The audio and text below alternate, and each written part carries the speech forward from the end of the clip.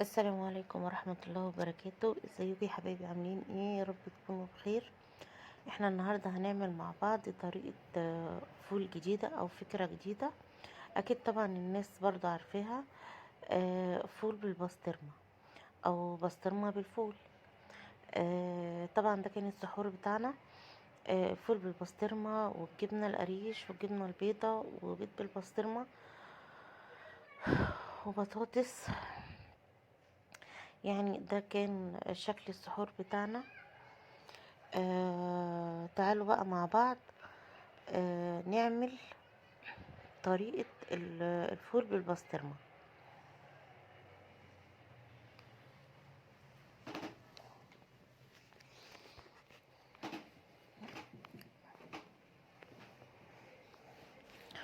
طبعا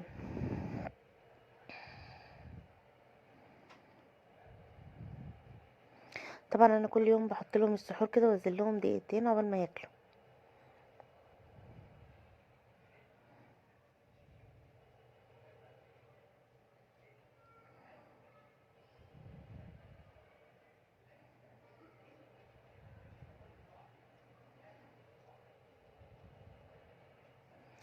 عايزه اقول لكم ان هو بيبقى طعمه حلو جدا جدا و...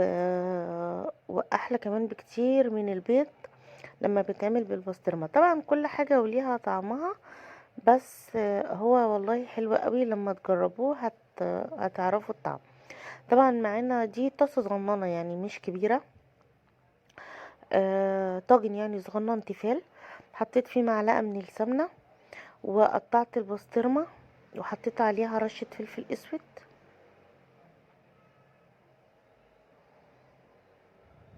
وهنبتدي نحمر كويس جدا البسطرمه مع السمنه والفلفل الاسود. مش يا دوبك السمنه هتفك وكده، لا هنحمرهم. وبرده مش هنحمرها لحد ما تنشف، لا يعني اكيد طبعا انتوا هتشوفوا معايا دلوقتي. انا ما طبعا ما بحطش على البسطرمه ملح، هي بيبقى فيها ملح.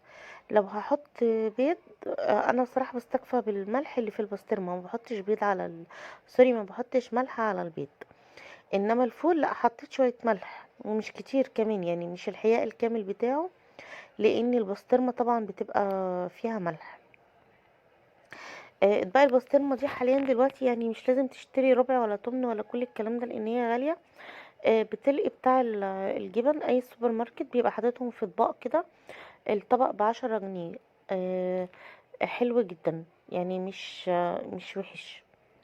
تقدري تعملي عليه كيس فول يعني.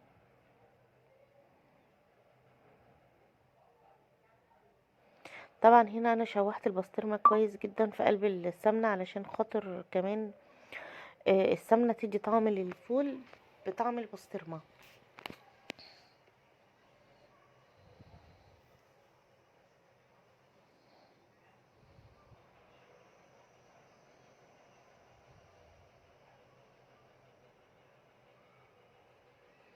هفضي بقى كيس الفول كده عليه وهسيبهم طبعا يغلوا شويه مع بعض. حطيت سنه ملح، ملح مش كتير.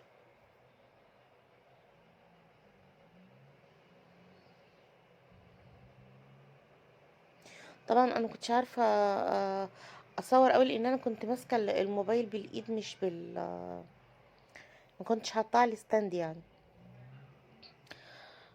خلاص هو طبعا هيبتدي يشكشك شويه مع بعض وكده عشان ياخدوا من طعم بعض. وهطفي عليه وهغرفه. لو الفيديو عجبك يا ريت تحطي لايك للفيديو، ولو ما اشتركتيش في القناه يا ريت تشتركي في القناه عشان يوصلك مني كل جديد.